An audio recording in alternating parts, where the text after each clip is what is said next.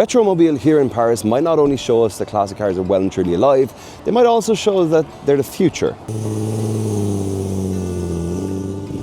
It's an event that takes place in the Porte de Versailles Expo every year in Paris at the last week of January, first week of February, and we've stuff like this, old American hot rods, and 3 halls full of cars. And it kind of goes from most special cars in Hall 1 through to Hall 3, whereas the slightly more regular cars are. We're going to do Hall 3 first, go then 3, 2, 1, where you're going to see the most special cars kind of towards the middle to the end of the video. We've also been here all week. It's Sunday today. We've been here since Monday, so I think the first day we came to RetroMobile was Tuesday, and we've been here every day since, and I'm absolutely exhausted because throughout the day it gets incredibly busy here. It's just before 9 a.m. So we get to have a look around. The reason I say the classic cars might be the future is mainly due to the attendance.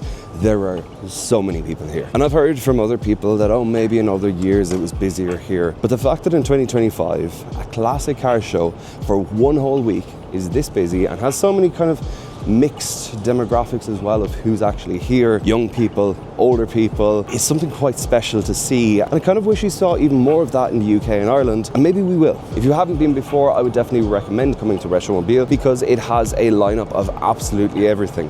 To my left, we have the Art Curial auction, which takes place during RetroMobile. I think the final day of the auction is today, and all of these incredible cars that you see behind me are all going for auction. Everything from Lamborghini Countaches to early split window Porsche 356s, AC Cobras, Fiat Abarth 131. There is absolutely everything inside here. 850 CSI, and it's bloody everything here. MX-5s, you have Golf Cabriolets, you have Minis, you even have a clown shoe that's not a Z3M, it's like a 3-litre one or a 2.8-litre one. Golf VR6, this was €25,000. He obviously wants to get rid of it. It's now €22,000. And yeah, cars that you kind of even just forget about. 205 Indiana edition and a Golf Country. 4-wheel drive, this was a proper crossover SUV before crossover SUVs really existed. This is probably one of the only bargains that he got at this show, €1,900 for an Opel Corsa. Now, I did consider should I buy it, and unfortunately it's not quite as easy for us to get back to Ireland as it is for people to get back to like London or the UK. We can't just take one ferry, I think we have to take like 2, and that €1,900 left-hand drive Opel Corsa would cost a lot more to actually get into Ireland. There's yet another Z3 clown shoe here that's not a Z3M coupe. If you don't know the story behind these have a rotary powered engine, and NSU was one of the brands, a part of Auto Union that obviously became Audi. An €8,900 Renault Twingo, you can keep that. The overwhelming thing is a lot of it is overpriced, unfortunately. As an Audi man, I of course appreciate those as well. Those Audi 100 Coupe S's, beautiful cars. Little Fiat Dino here, 2-litre V6, Ferrari derived. But yeah, let's kind of get out of this hall and get into one of the other halls. But one of the things I really realised, the more you spend time around classic cars and so many different variations of classic cars, is the level of craftsmanship that went into those cars. And if you look at like the car industry at the moment and how it's struggling quite a bit, there's something to be said for maybe we need a little bit more craftsmanship, but also cars that make more sense for the purpose of what they were made for. On a side note, little Citroën Ami that looks like a classic Citroën van. Because I don't know, in 30 years, how many of our current cars could you actually put at a show like this? Yes, many, 20, 30 years ago would never have thought that a 205 GTI would be at an event like this, but they are. And there's also Renault Twingos. Who would have thought that? But those cars again serve the purpose, and therefore they have a unique charm and love for them. Many of the new cars today, they kind of just all blend into one. None of them have really one core purpose. None of them have like a cult following. I think one of the only modern normal cars that's going to have that is the current Suzuki Jimny. I think they're incredibly cool. They are purpose made for what their purpose is, and they're a lifestyle accessory. And for those that have them, they probably have other cars as well. This is just a bit of fun. It's not about power. It's not about being the best off-road or anything like that. It's about having the option of off-roading, but being a kind of not so great car at everything else. We're now in Hall 2, which is a hall full of motorbikes. Now, I can appreciate a good motorbike, but I can't really tell you too much about, what makes some of them special. There's probably loads of other channels for that. But I can't tell you what makes cars like this special. Volvo 850, T5R, 5-cylinder turbo engine, beautiful car. And if I didn't have my obsession with Audis, I probably would have one of these in the lineup. And one day, with my obsession with Mark IV Golfs, I will have one of these. Golf R32. I love these. 60 grand. I remember turning down ones for like 6,000-7,000 euro in Ireland. I think one of them was like van converted, which would have made the tax really cheap, because the unfortunate thing about stuff like R32s when you own them in Ireland, the tax on them is so inhibitive. It's like 1,800 euro a year to tax anything that's like 3 litre or over. You're paying essentially 1,800 euro a year for something that puts out maybe 240 to 280 horsepower, whereas, you know, something like a Golf GTI, which you can easily get to the same power figure, costs 600 euro to tax. So we're going into hall 1 over there. But this middle section, you'll always see some kind of stand here.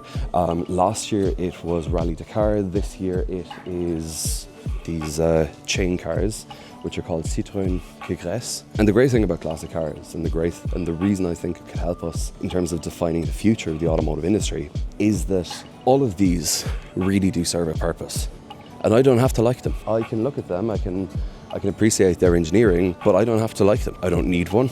I will never need one, more than likely, and that's okay.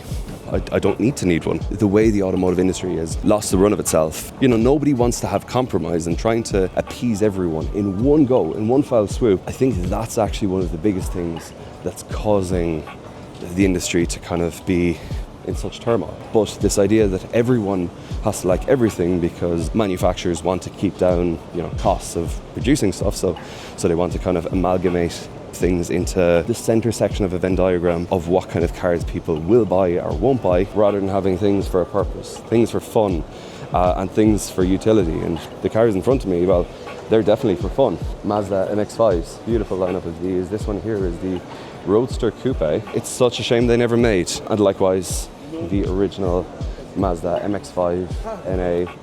Such an iconic little car, and Citroën has recreated the DS19 on the balloons that they did, I think, in 1959 Motor Show. And it is nice to see the OEMs embracing a classic car show as a way of, you know, promoting their future products. I think that's something that's quite smart, and Skoda have done it. You know, obviously do quite a bit of work with Skoda, and we filmed something together a couple of days ago. And a car that I'm really excited about them having here is this car, the Skoda Octavia WRC. This was a different time. You know, obviously they're still involved in rallying, but they were like, let's just put an Octavia on a rally stage and see what happens. And I think these were still powered by a 2 litre. They weren't a 16 valve, I think they were 5 valves per cylinder, just like the 1.8Ts that would have come in the Octavia RS.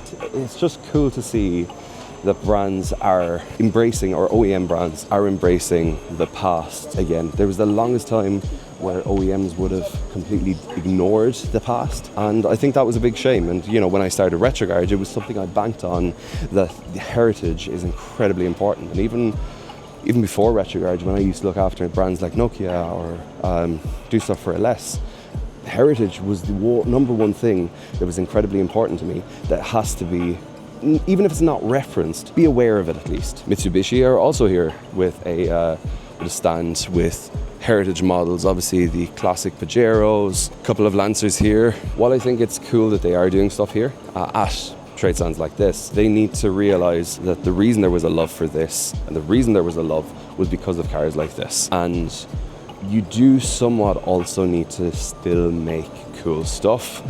I don't really think that is cool enough. Toyota have gone a little bit of a different approach. They've just made this really cool classic stand, Toyota Sports 800, and they also have a GR Yaris Rally 1 car, which it's interesting to see an Irish flag here as well, because Aaron Johnston actually follows the page as well, so hello to him. But they actually don't have any normal modern cars here at all. They have a classic Prius, which again is not really a classic car, and a classic RAV4, which is the EV version, as a way of showing that, oh, they've been, you know, thinking about sustainability for the longest time. Renault 5s, incredibly beautiful cars. Quite a lot of those here actually. We have this really interesting translucent plastic bodied, I think it's a Citroën. I'm getting tired even going through all of this. And of course, we always love to see Porsche have a presence as well, you know, showcasing their classic side of things, you know, 996 GT3, the new GT3 as well, which is obviously an incredible piece of engineering, and I think it will be a classic. And then a set of 911.2 GT3, and in 997.2 GT3 as well. In my eyes, 997.2 GT3 is chef's kiss. It is the perfect car, and one day I will own one. Maybe I'll look back in this video and be like, that was the day you decided, or you said you'd have one day.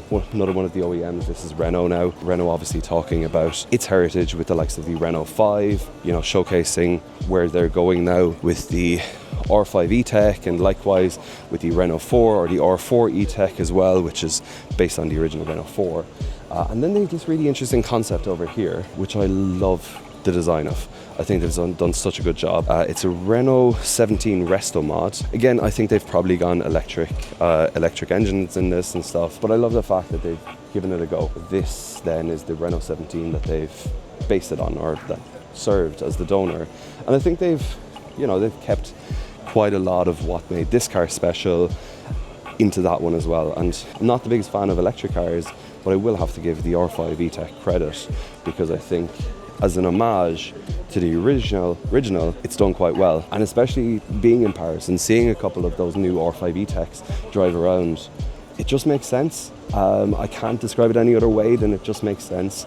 We filmed one a couple of months ago, and yeah, just making sense is the overarching theme that I got from it. Mercedes are always really good at actually being involved with stuff like this. You know, you regularly see them at shows. They've brought along the C1111 or 111, the rotary powered mid-engine car that they developed back in the 1970s. There's also a 300 SL Gullwing that's being restored, that's under that, and that kind of shows the car in its barest form. Because there is so much here, I am inevitably going to gloss over stuff, just because it is impossible to showcase absolutely everything here. But there's a stand in front of me that has two of my favorite cars. If I ever won like a big jackpot lottery, I think I'd get one of these, a Lamborghini Miura, and this one's beautiful.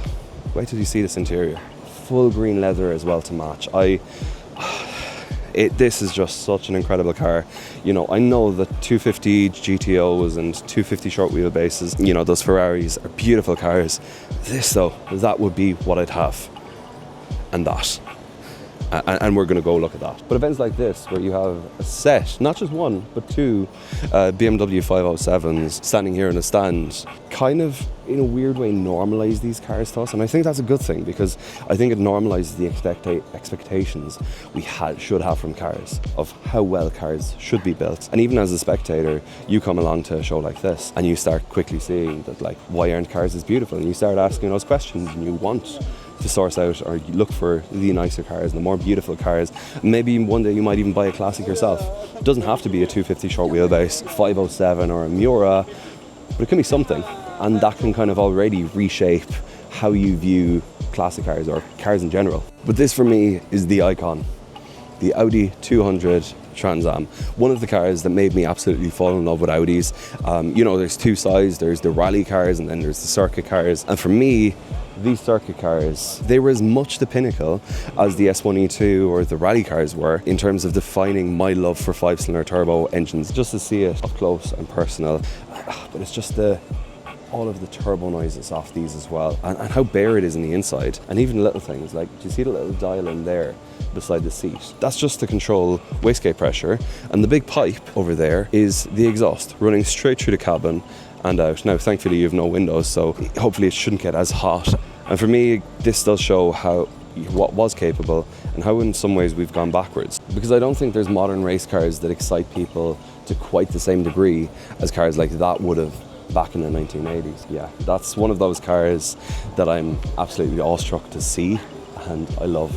And another one of those is right in front of me, and we're half an hour into filming this video and I'm already somewhat overwhelmed because of the amount of cars. And I've seen all of these before. You know, I've been here since Tuesday, I've been here every single day. CTR, Yellowbird, roof, like that is just the thing of dreams. We're getting towards the end of seeing all the cars, and this is where the heavy hitters are. This is where the likes of the Gerardo and Co are, where the likes of Simon Kitson are. This year his theme is a Vault, so he has a McLaren F1 at the centre, and then he has other stuff like 911 Carrera RS, Ferrari 365, and then our friends from Gallery Aldering here on the right hand side of us as well.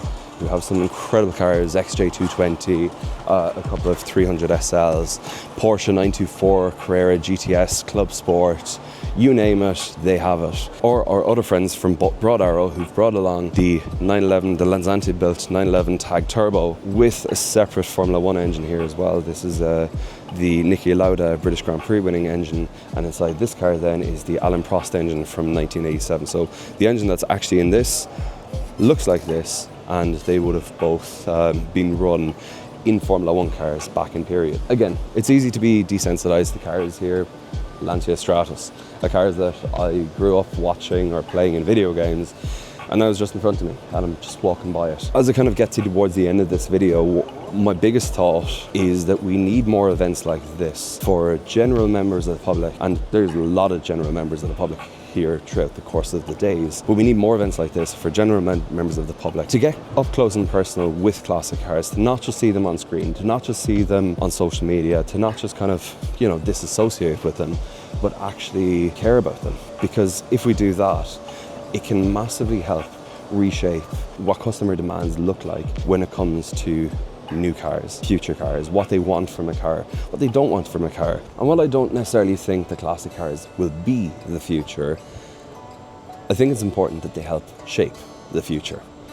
And I'm going to be an optimist in a very pessimistic world, and hope that by more members of the public seeing cars like this, talking about cars like this, being intrigued and fascinated by cars like this, and hopefully we can have more shows like this, that it will start over time shaping and reshaping the way car brands build cars. I hope you enjoyed my little walkthrough of RetroMobile. If you did, please make sure to like, share and subscribe. Share it with maybe one friend of yours who you think would enjoy it. And also, please don't follow or subscribe to Retro Garage if you don't like old school and classic cars like any of the ones in this video. We'll talk to you as always in the next video.